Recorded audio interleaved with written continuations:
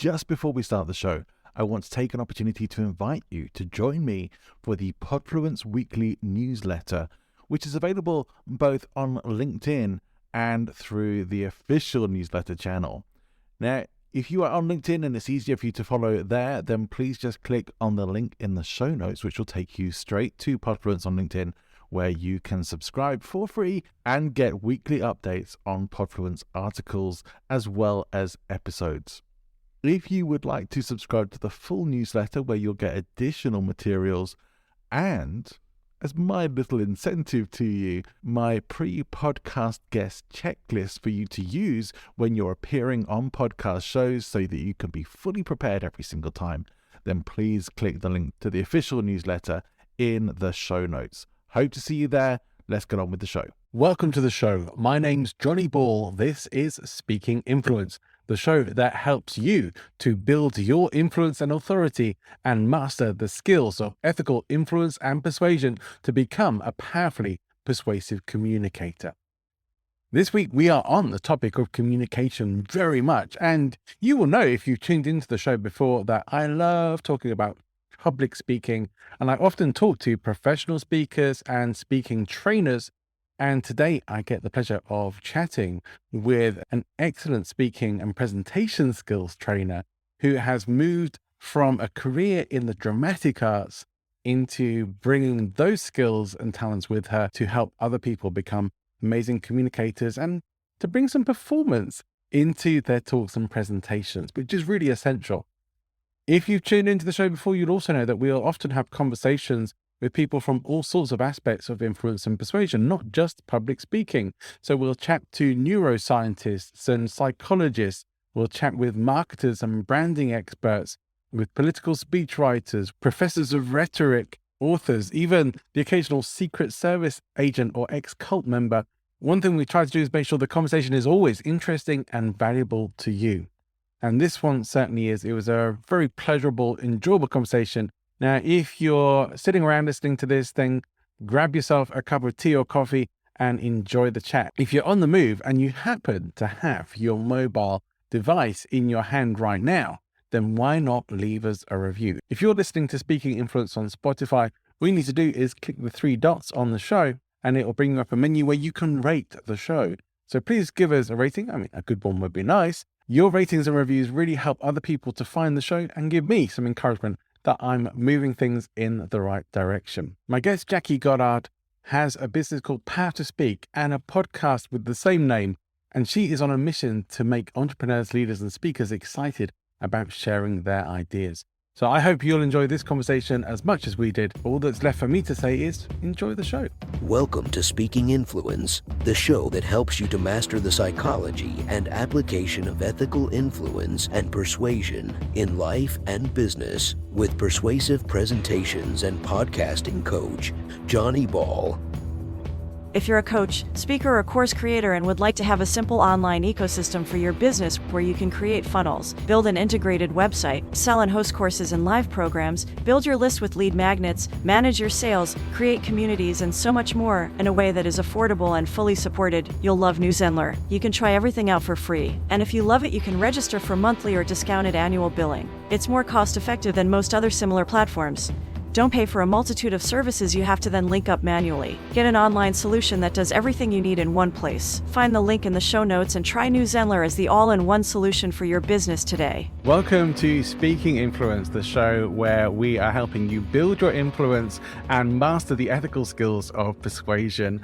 And today I am joined with a guest who is helping other people to be able to communicate more effectively, more powerfully. And she has a history in the arts, really. She's a history of acting and performing and designing and dressing. And we're going to talk about some of this stuff as well. I think we want to keep everything related to the influence and persuasion stuff, but we have lots of good things to talk about today. So let me welcome to the show, Jackie Goddard. Hello. Thank you so much for having me.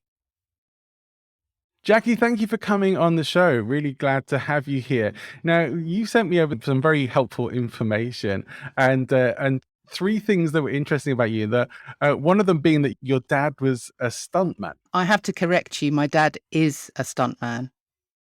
Your dad is a stuntman still? Still. Yes, Ah, he would hate me if I told you how old he was, but yes, he's obviously, stunting for older actors now, put it that way.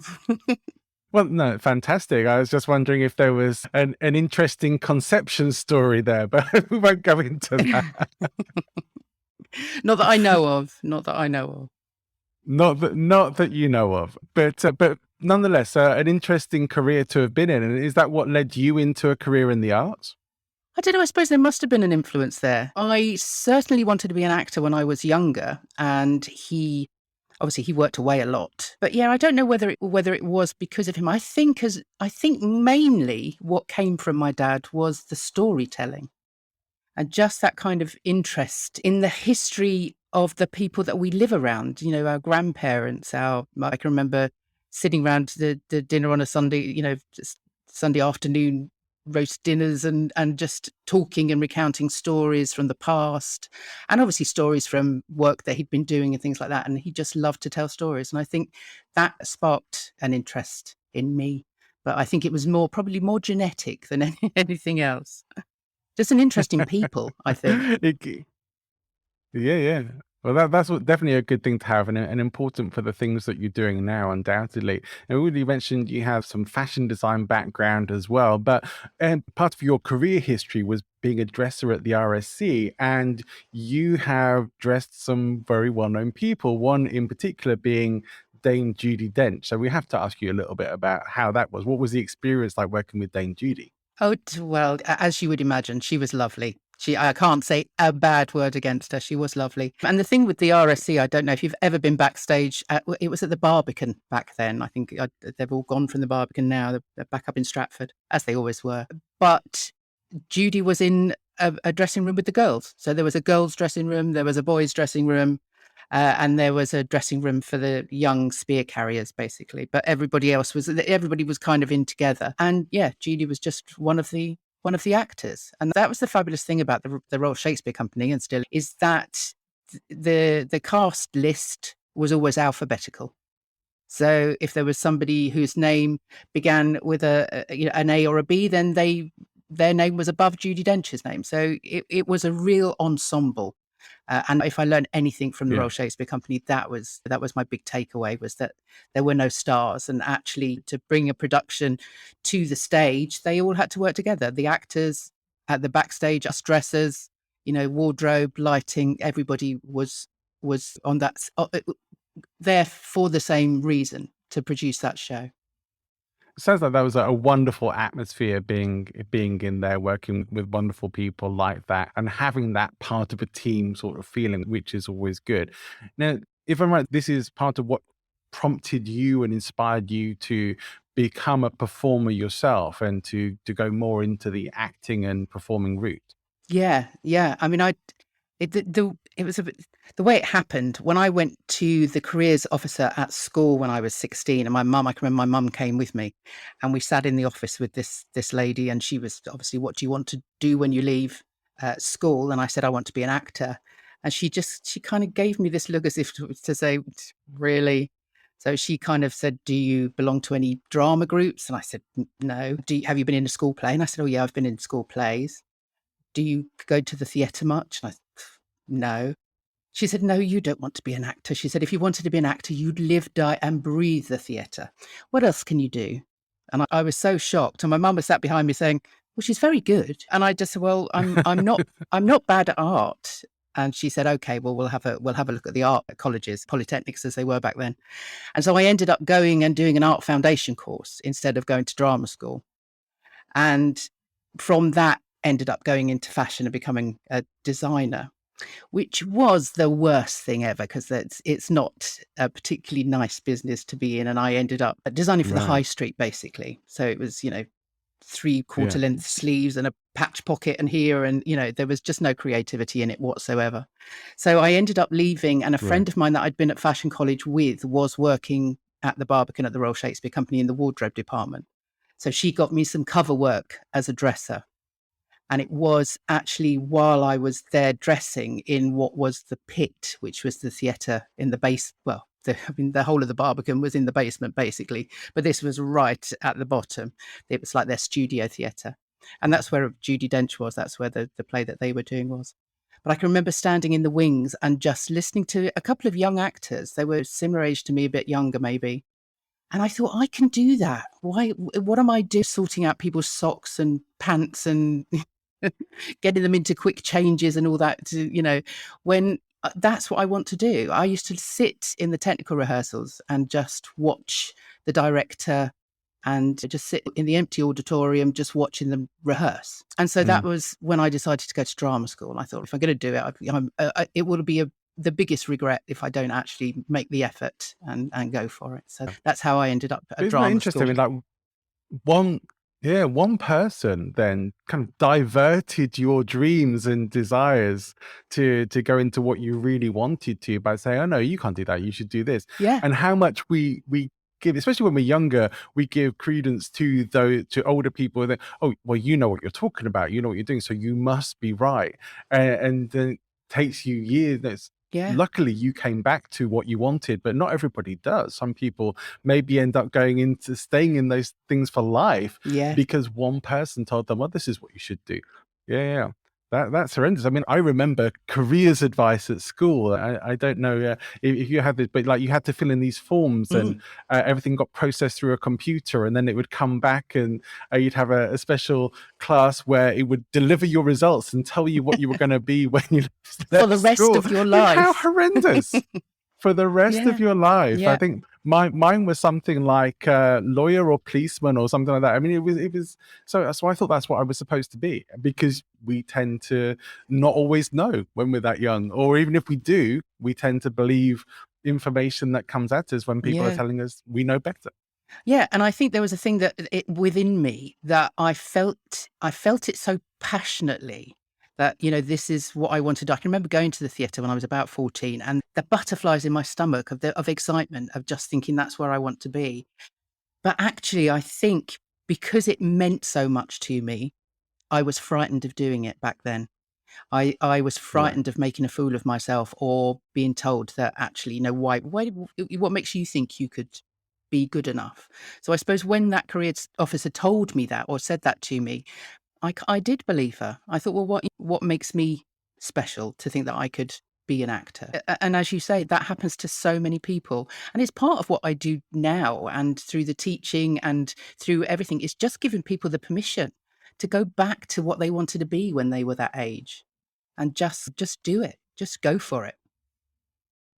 Yeah, absolutely. It's interesting to talk about how these things can influence our lives, the whole direction of our lives, and we all have that potential to be an influence. I think we see just there an example of how you could be a good influence or a not so good influence on somebody's life. But I'm wondering, in terms of somebody who has been a good influence, or someone who you would look up to or admire in respect of their influence and persuasion, who would you choose? Is it someone from your own life, someone from public life or history? Who would you select? Well, I mean, obviously my dad has got to be one of them, because he started, I mean, he was one of 9. And all 9 children shared one bedroom. I think his bed was on the windowsill at one point. And he knew that he didn't want to stay doing what he was doing, or what was expected of him, in exactly in that way. He left school at 15, went into a job, sort of engineering, but in a factory, and just had been there a couple of months, I think, and was stood. I mean, he tells this story quite often, but stood around the pot boiler thing in the middle, the wood burner in the centre, where they all sort of stood around and had their tea.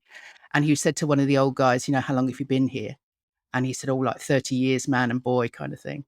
And he said, oh, okay.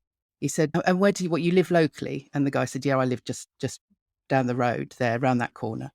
And my dad said, oh, has he been there long? He said, no. He said, I moved. He said, well, where did you live before? He said, oh, just around that corner. And it was just, I think it just kind of, it made him realize that actually, if he stayed there, there was nothing else. Literally, that would be his world. And he went home that evening and did this on the Evening Standard, and said to himself, wherever my finger lands, that's the job that I'm going to do. And thinking that he could end up on an oil rig, or doing something in Alaska. I mean, he really didn't care. He just knew he had to do something different. and his finger landed on London School of Charm requires models. So he Oh, called wow. them and ended up going for this modelling job, which he got, which he didn't expect to get. And from that kind of led him into extra work and then into film and television until he was, doing stunt coordinating for the Bonds and sort of different things to, where he's sort of got to in his career. And so to me, that was Wow. always kind of, wow, that's doable.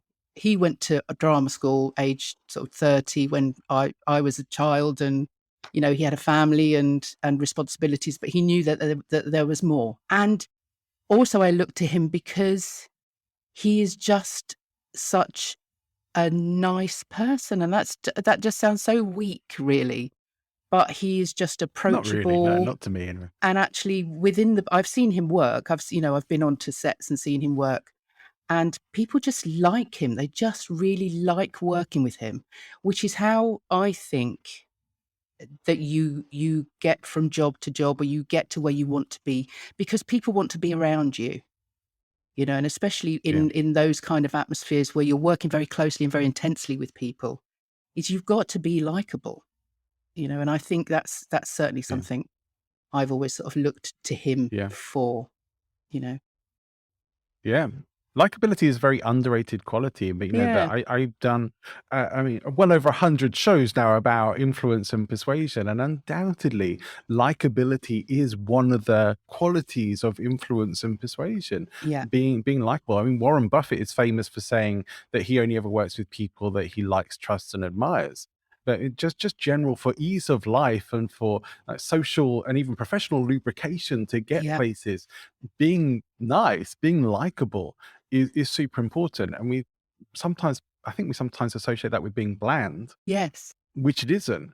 No, it doesn't, it certainly So, doesn't have to be. No, nice isn't this sort of insipid. No, it's just kind of polite about everything. It's more of an activity, like a general attitude of caring about people and liking people and yeah, being interested in them, which we referenced as well. So I can see how your dad then has been an amazing influence on you and your life, yeah. and definitely sounds like a very positive influence for. Yes, yeah, definitely, definitely. I mean, I think there is that thing as well, and I know from working in theatre, because I didn't just I only did a small part of acting really, but a lot of the theatre work I did was within sort of costume and finding costumes for people, making costumes, and I never interviewed for a job. I literally went from job to job because people knew that I would turn up on time, do the job well, and I was good to work with. I was fun to be around, I suppose. So, and I think reliability and all of those things that, as you say, people kind of look at as slightly bland, are good things to have if you want to influence people. Otherwise, that you're not going to achieve that.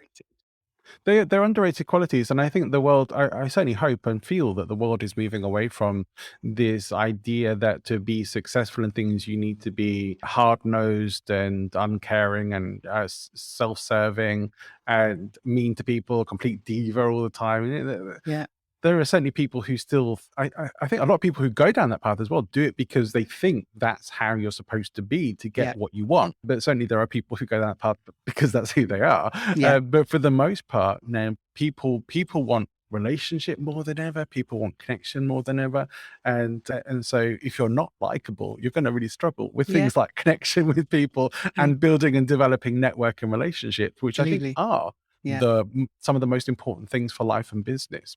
Judi Dench is a perfect example of that, because everybody loved being around her because she was funny. She'd make jokes and she made the work fun, and that's why people love her to this day. And that's how she moves from job to job. She's never ever been out of work, I shouldn't think. And it's all about giving value as well. It's all about not being there for yourself, but being there for other people, I think.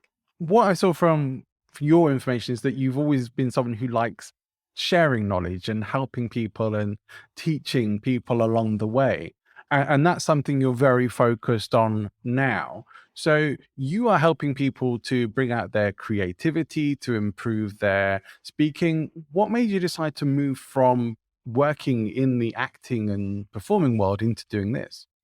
Well, I mean, early on, I realized that I wasn't necessarily going to be paying my bills by acting. And actually, I always realized in the end that I was really more of a director than I was an actor. And there is something around directing and teaching, that it's kind of bringing together a sort of a vision and bringing people into that. And so you're bringing people in together. You're sort of work again, it's that ensemble thing. And so it Yeah. it was quite a simple move into the teaching side of things. It was quite easy then to be the person that was at the front of the class saying to everybody, right, we need to work together. How can we do that? And what is it that you need to be able to make this work? So I got into teaching really to supplement the acting work that I was doing and going to auditions and things like that. But actually to work with a Yeah. group of people to bring a production to life was what I ended up doing.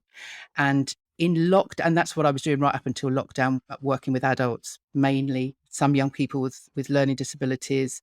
And when it came to lockdown, obviously all of my work stopped because all of the venues were closed, all the workshops that I were doing just were cancelled.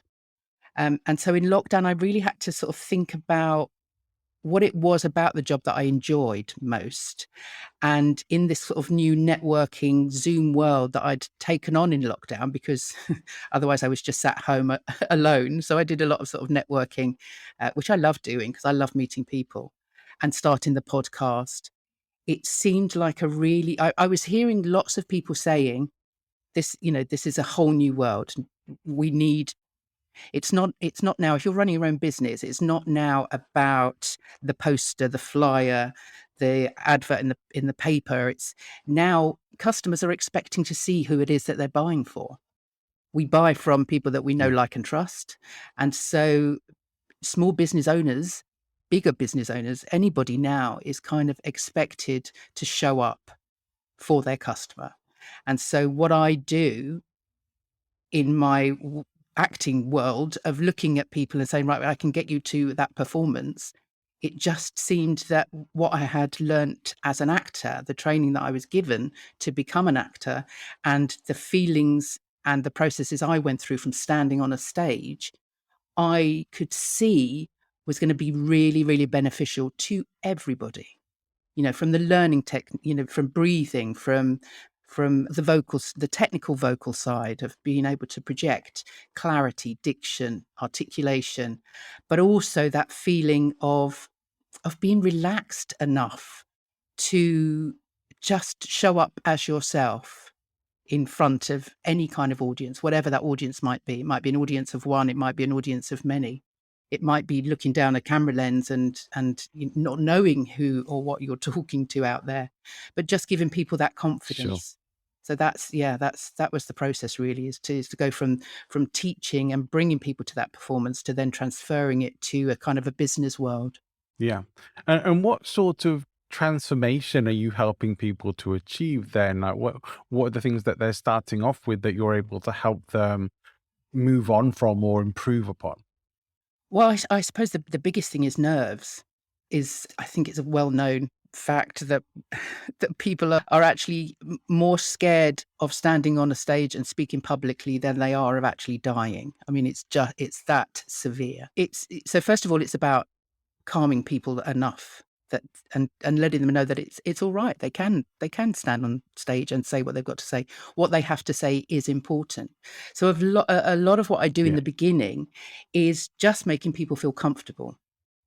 I've been working recently with somebody in a company that has kind of been pushed forward to be the face of the YouTube channel within their business. And the guy has all of the knowledge. He knows absolutely everything about his business inside and out. And he's been doing these YouTube videos. And well done to him to actually do that. But Yeah. what he's come to me for is to make them interesting. And in order to do that, I need to make him feel comfortable doing them. I need to find what it is in Right. him that makes that will make him enjoy doing them, because it's very evident at the moment that he's not enjoying them. And obviously, if he's not enjoying them, the audience aren't going to enjoy them. I mean, that was a big thing I learned from acting, is if you're not enjoying what you're doing on the stage, even if you're portraying something quite sad and quite horrific, if you're not enjoying the process of telling that story, then the audience won't enjoy that either. So it is about Yeah. finding something in the people that I'm working with that says, right, okay, what is it that's going to make you enjoy this? What is the part of what you're sharing important enough for you to put yourself through this? And how can we turn that around so that you actually begin to enjoy it? Yeah. So would you say then that enjoyment of what you do is the critical piece for most people? Yes, enjoyment's another one of those words, isn't it, really? I mean, I know from personal experience, if I had a monologue or an audition piece that I needed to do, or, a production that was going on and I was going to be on the stage, I was that actor, then I had to get to the point, and I heard this recently, memorize to improvise. And it Mm. really is all about knowing your stuff so well, learning those lines if you have to, but getting what it is that you want to put across so ingrained in your head that you can play, that you are relaxed enough with your content that actually it doesn't matter what the audience throw at you. It doesn't matter if you trip up walking up the steps. It's so there in your head, and you are so excited to let other people know what it is that you are wanting to share, that it kind of it exudes from you, rather than, when we're nervous and we don't want to look up, we don't want to engage with people because we think they're going to judge us or whatever. It's getting to that point where you can kind of Yeah. open up to your audience and say, look what I've got to tell you, isn't this exciting? So I don't know if so much of it is Yeah. enjoyment, but yeah, just getting to a point where you can relax enough. I can see that, and I can see how enjoyment is important, and I can see like that's part of where the enthusiasm comes from as well. And to be honest, just based on my experience and people I've worked with over the years, if you don't have that, if you can't have the enjoyment and the enthusiasm for what you're doing, you're not even going to want to put in the time that you actually need to put in to be able to get to those levels where you can, as you say, play, you can improvise, you can riff off stuff because you know it well enough to be able to do that. Most people are still stuck in that sort of conscious competence stage of having to be very aware of what they're doing, but having to stay within certain boundaries because they haven't reached the what we call unconscious competence, where they just know it and they don't have to think about it. And so this is why I'm always very wary of people who say, oh, I just wing it all the time. It's like, really, you do? You might be fine doing that, but how much better could you be if you actually really took the time to practice, Yeah. rehearse, master stuff? I always think about, I've had a few people on the show as guests who have done like improv, and that's been fascinating to learn from. And I'm guessing with your background, you've Yeah. probably done your share of improv Oh, before yeah. as well. But this whole thing of the best improvisers are the people who do it a lot. And why is that? Because they're practiced in doing it, and they have all these ideas jiggling around their head that they can just pull on stuff more quickly. And so, to some degree, the best improvisers are the most rehearsed. Yeah. We'll return to the show in just a few moments. Like me, you have a message to share with your audience, and it's important. In fact, it could change their lives. But first, you need to be very clear about two things. Exactly who are you trying to help, and what can you offer them that no one else can? Because it all starts there, and it's all about your brand. Brandface sponsors this podcast, and they help people just like you to define, develop, and display a brand that positions you as an authority. It's time to make sure you stand out. Find out more at learnaboutbrandface.com. That's learnaboutbrandface.com. Now, back to speaking influence. Yeah. And it's if people are asking me for tips of, improvisation is one of my biggest tips for anybody, is because it just frees your brain. Once you're practiced at it, once you get rid of that kind of inhibition of just standing up and saying the first thing that comes out, comes into your head, then your brain gets used to working that way. And so then in any situation that you're put in, you are able to small talk, to do all of those things that people kind of go, oh no, I can't do that. It's just get out there and start practicing. We improvise every day. I'm improvising right now. I have no script. as you can probably tell. But Me either. we open our mouths in conversation, and we don't always plan what we're going to say. In fact, most of the time we don't. And so we're improvising all the Yeah. time, and we just play with it. That's the thing, is I love to get people into a room, no matter what they do in their day-to-day lives, is just make it up as you go along, just to have a play. I mean, there is a TED talk out there, which is brilliant. And it's a guy called, I think, I don't know if it's Professor or Dr. Charles Lamb. He did a very small research project on improvisation. And he took some rappers and some jazz pianists and put them into a scanner, body scanner, or an MRI thing, to look at their brain patterns. And he got them, first of all, to play a rehearsed piece that they obviously rehearsed and went into the scanner, and he set up a keyboard on the lap so that the pianist could play. And then he got them to just improvise. So then they went back in and they did the improvising. He did it with the rappers and the pianists. And what he saw in the brain scan was that when they were improvising, the part of, and I can't remember which part of the brain, but the part of the brain that is our inner critic temporarily shuts down while that you're improvising. So it actually does affect the, so yeah, it's improvising just got to be done. Find a local improvisation class and just do it. Yeah, we'll have to try and find a link to that for the show notes for people who want to check out the TED talk as well. But yeah, improvisation is a very powerful thing. I mean, it's one thing being confident that you know what you're talking about.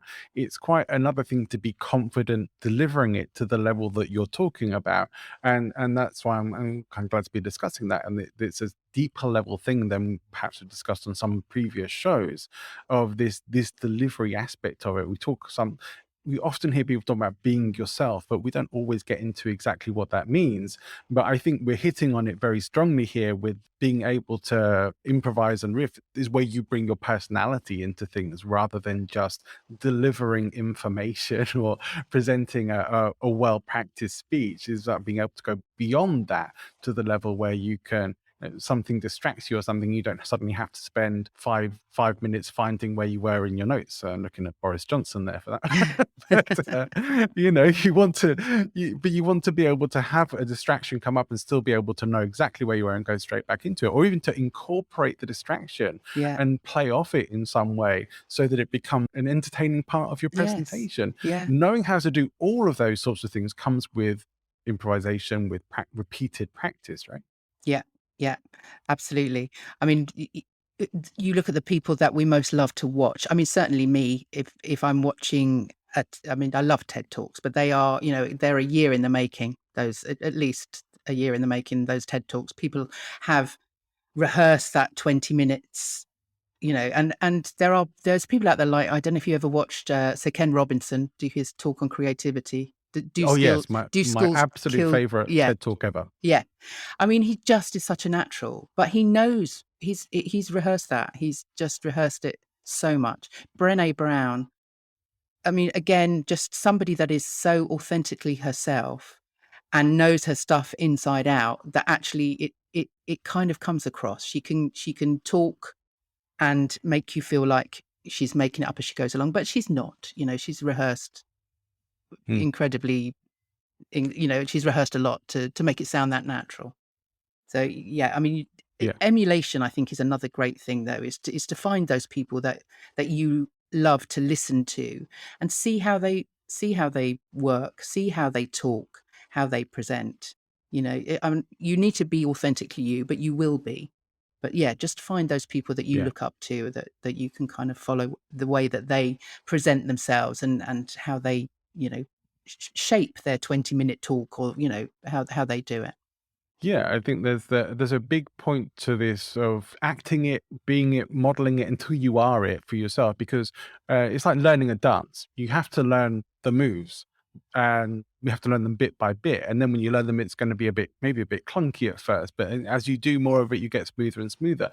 And at some point, the dance dances you instead of you dancing the dance, because it's so in your body and set inside of you that you don't have to think about it. The moves are like pre-programmed. We do it when we're driving as well. For those of us who drive, you don't generally have to think about it. You just do these things automatically. Yes. And that's when you get to that extra level of knowing where you don't have to give it so much conscious attention.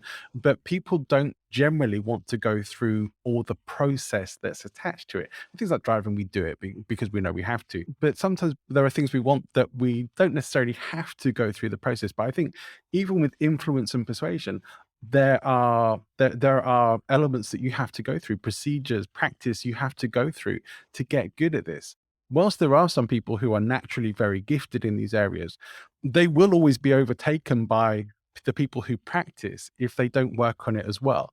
So, and I think that's true in any part of life. I mean, we've seen this at the talent code, and we talk with, if you hear about Carol Dweck even, she talked about that you will always be overtaken if you don't actually put in the work by the people who do. So natural talent will only get you so far. And I think that's where we find ourselves with most of our lives. People expect to be good at something straight away. Yeah. And then when they're not, they're, oh, well, I'm just not good at that. Yeah. It's like, well, yeah, but you could be if you Yeah. really want to be. I think as well that lots of people are expected to work or to talk or make presentations for their work. And sometimes it's not necessarily what they want to be talking about or something that they necessarily believe in, but it is expected of them as part of their job. And so what I try to do with those kinds of people is, because you need to believe what it is that you're saying. Because again, going back to acting, if you don't believe what you're saying, then the audience aren't going to believe what you're saying. So even if you're playing a character that isn't you, you still need to believe the words that are coming out of your mouth, because the audience aren't going to believe it if you don't. And so you do need to find something, even if it is work related and it's not something that you're necessarily interested in. You need to find a nugget within that you can grab hold of, that you can find interesting, that then you can make it your own. I mean, you can hear people doing talks and they'll say words that they don't actually understand themselves. And the audience will go, well, you can hear it. I mean, if you go and watch Shakespeare, don't watch Shakespeare done by an amateur dramatic society. Bless them. They work really, really hard, but they don't have the time to find out what it is they're actually saying. So half the time, if you watch somebody that doesn't know Shakespeare terminology that well, or they don't understand what they're saying, then it's very difficult to follow the storyline, because they don't understand what they're saying. So you don't understand what they're saying. And it's the same with anything. You need to know what it is that you're talking about and find something in it that you understand. Yeah, that makes a lot of sense. But I just think in terms of, and this all relates to a lot of the things that you've been saying about, in terms of having influence, in terms of having status and standing, the kind that you would want to have, not with people being afraid of you, but people actually looking up to you and respecting you and even liking, trusting, admiring you. That comes from being able to show who you truly are, and to be able to have a relaxed confidence in those situations. And that can only really come when you put the work in. It doesn't happen without that time and practice element. And it's not always what people want to hear.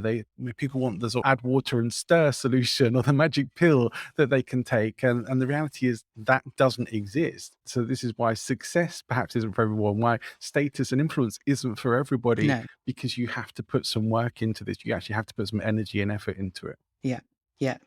I mean, again, go back to theatre analogies, but I did some work on an opera once, and I didn't realise that in the career of an opera singer, they will have maybe 3 parts that they sing, that they play in any opera. So through their 20-year career, they will only know 3 parts.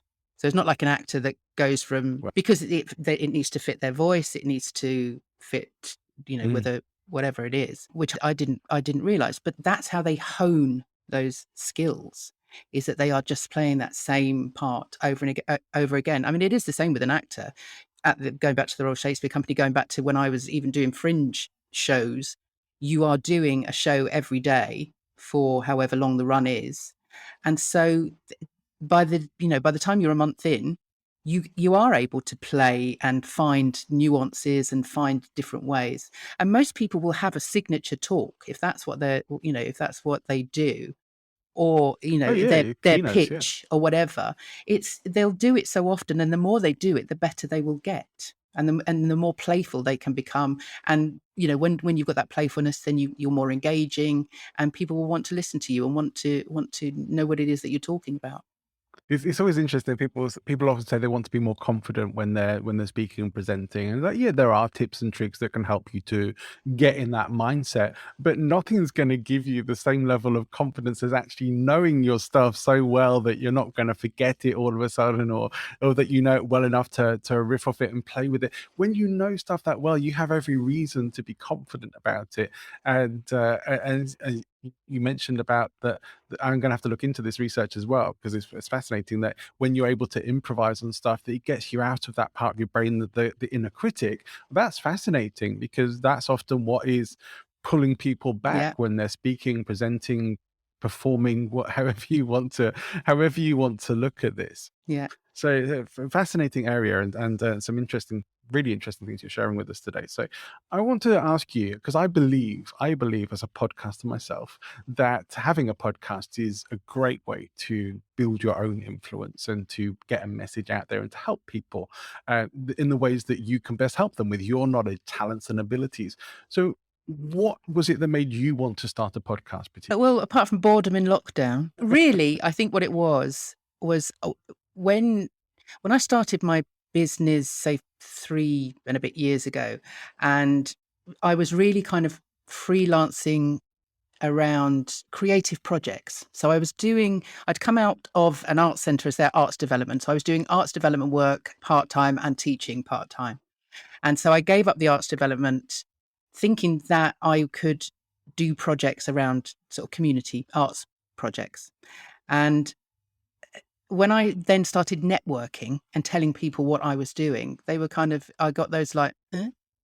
That kind of look where people go, but not really knowing where to put me, or, they were busy trying to sell me Sure. their solicitors, or accountancy processes or whatever. And I thought, this is really odd. This is not why I came into networks. I didn't want to be sold to from the person sitting next to me or give me their business card. I wanted to actually form relationships and collaborations and talk to people about my business and find out how they were doing theirs. And I thought that's what networking was. I was wrong. Mm. Um, so the so the podcast really came out of a network that I found. I mean, I kissed a lot of frogs in the networking world, and I finally found one that wasn't even a sort of a selling network. It was more of a learning platform, really, about content marketing. And within that, there were a couple of podcasters. And I got to the end of one of our kind of online Zoom meetings, and there was a guy there called Joseph Jaffe, who has a podcast called Corona TV that he started in lockdown, and literally from sort of the March put on a podcast show every single day and invited content Right. marketers that he knew. And he came on and spoke to us within this network that I was in. And at the end, I was so full of questions. How do you do that? Can I do that? Are there too many? I got really quite excited about it. And I thought, well, it would be a great way to talk to business people about their own creativity. And because we are all creative, I mean, we're born creative. It's everything we do is creative, but people just don't get that. They kind of think, oh, well, I can't paint, I can't draw, I can't play a musical instrument, therefore I'm not creative. And so it was just, for me, it was a Yeah. way of kind of saying to people, well, okay, what is it that you do? And what is your definition of creativity then? What do you think creativity is?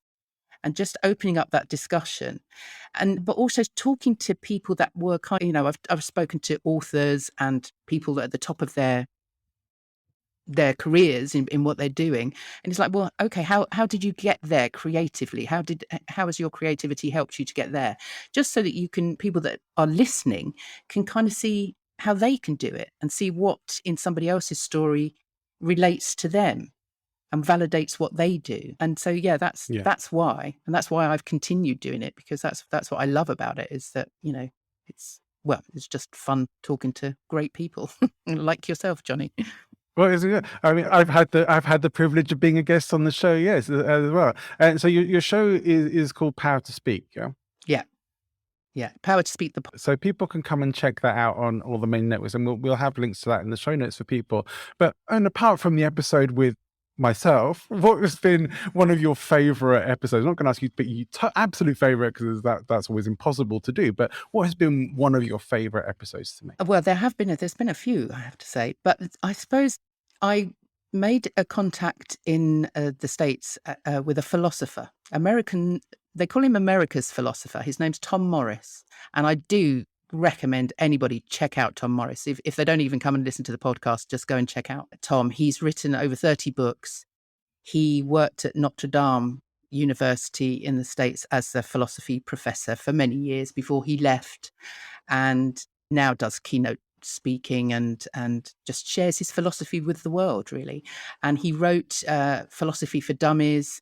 He wrote I think if Aristotle ran General Motors, and I read a book recently of his called Plato's Lemonade Stand, which is the philosophy behind how we all cope with change and how we can cope with change in a philosophical way. And I know you're a bit of a philosophy buff too, but he is an I amazing. am, yeah. He was an amazing person to talk to, and just so engaging. The way that he just talks about life and just shares his enthusiasm. So yeah, Tom Morris, my recommendation. I love that. Well, I'm definitely going to check that out, because I do love philosophy indeed. I'm no professor of philosophy, but I am someone who has a passion with it, and wish more people were into philosophy, because it's such a fascinating area, and causes us all to think about things a bit more deeply, which I always like. So let me see, people can come and check out your podcast also on your website, which is powertospeak.co.uk. Yeah. So we'll have a link to that in the show notes as well. But you also do coaching, and you specifically work with people. So what kind of services would people be able to find there? Well, I do one-to-one coaching. So, and that's specifically with people on either whether they have a presentation that they need to make, or whether they're going to be standing on a TEDx stage. And so I work with people one-to-one on not just building the confidence or how to use their voice effectively, but also kind of around the content as well, because I think it's really important to shape the content, to use people. I mean, obviously, there's the word storytelling is kind of maybe a little bit overused, but the stories are very relatable, and lots of people, specifically if they have data to share, forget about the storytelling. And people will, Yeah. I love the quote, people won't necessarily remember what you said, but they will remember how you made them feel. And so within that content, I like to find the story in it and work out a way that people can kind of tell their story. So yeah, one-to-one coaching specifically on those sort of issues, team coaching and corporate team building around confidence when speaking, when pitching, when trying to make an impact with what it is that they're saying. I've worked with the C-suite kind of level, because quite often people at that level even then still have a bit of imposter syndrome, are a little bit nervous about talking either to investors or people that are very, very important, or talking to their staff. So anything and everything that is around just helping people to build their confidence when they're sort of talking, not necessarily on a stage, but just talking to the people around them, really. I suppose it's communication, isn't it? It's sort of confidence in communicating. Indeed. Yeah. I mean, we are presenting, communicating every day of our lives, just not always in those formal presentation situations, for sure. So it's a valuable skills to get. So all those links will be in the show notes for people to come and find out more about you and the services that are available from your website. Let me ask you, I always ask my guests for book recommendations. What would be a book or a couple of books that have made an impact on you, or you think, well, these are the books I think everybody should read? Well, the Plato's Lemonade Stand, certainly by Tom Morris. Just, I suppose the books that I like are not necessarily business books. I like philosophical kind of. My favorite ever book is To Kill a Mockingbird by Harper. And that, I don't know. And there's another book called The God of Small Things by Arundhati Roy, which is a beautiful book. And both of those books are written from a kind of from a child's eyes, looking at the adult world around them. And I do think there is something philosophical in the way we are as children looking at an adult world, and how we deal with things as children. And also, obviously, the author's looking back to childhood and sort of figuring out what it was about, the meaning of life from that age. So yes, those are. Yeah. I have to say as well, and I have heard you in podcasts before saying that The Secret is not necessarily your favorite book. But I have to say, I did read The Secret about, it must be at least sort of 15 years ago when it first came out.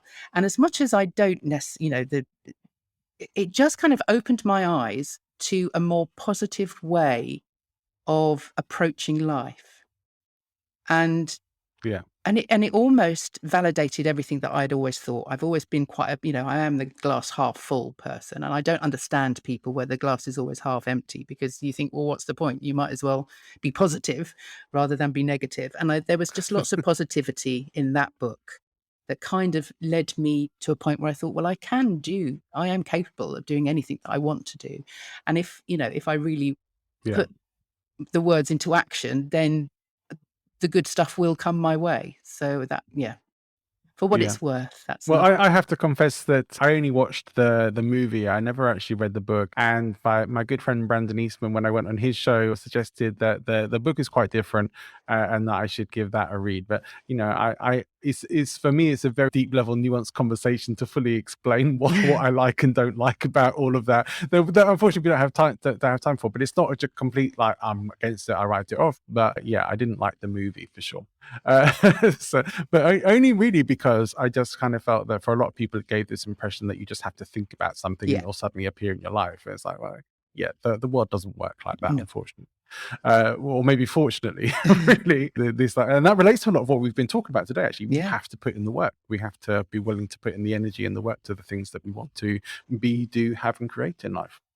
So one thing that I do want to get to ask you, what would you say is your own secret superpower in terms of influence and persuasion?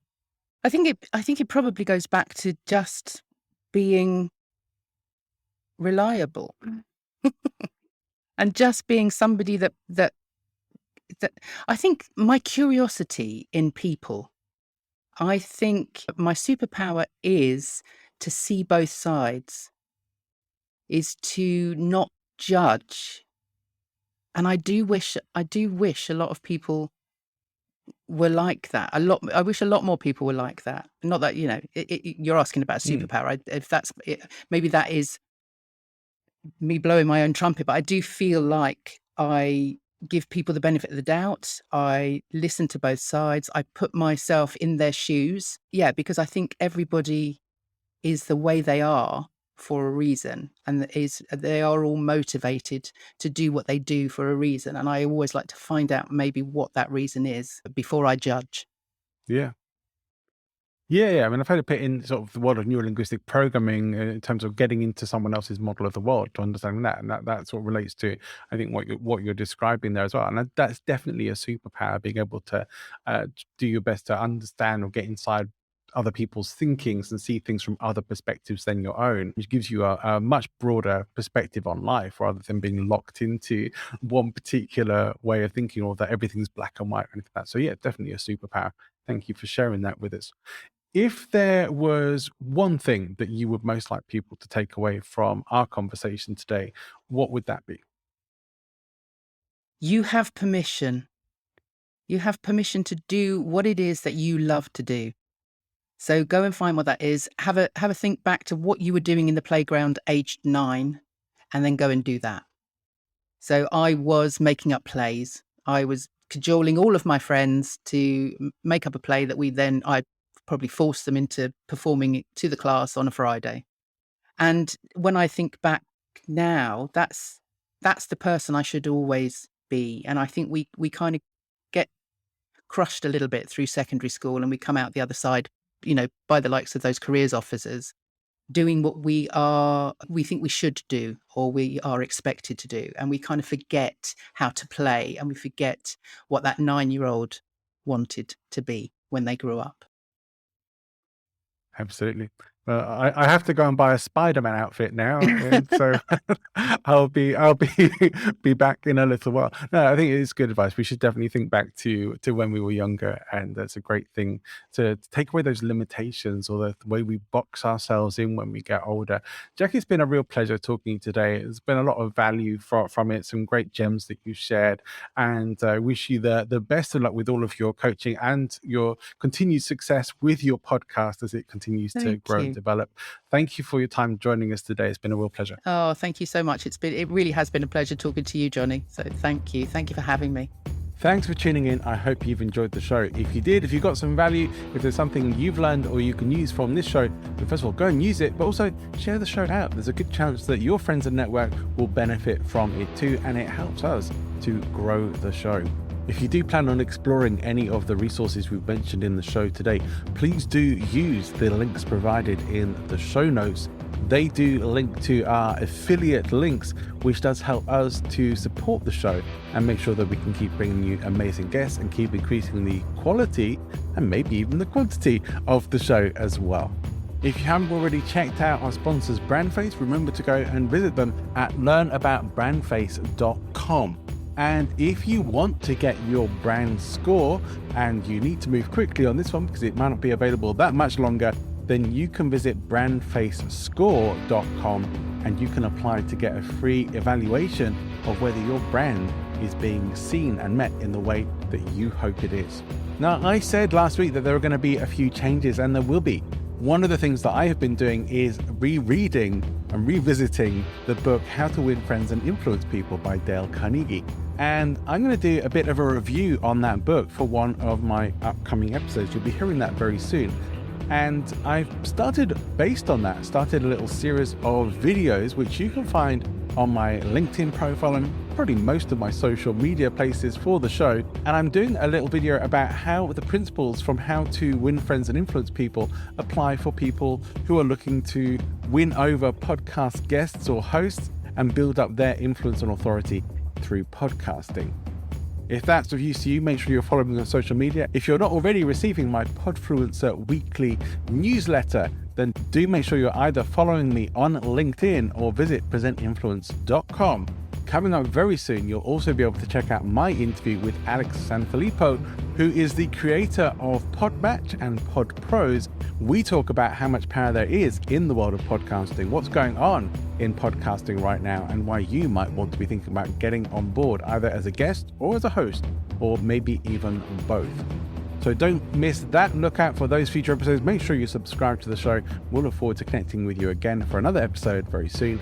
Wherever you're going, whatever you're doing, have an amazing rest of your day. Go and make great things happen.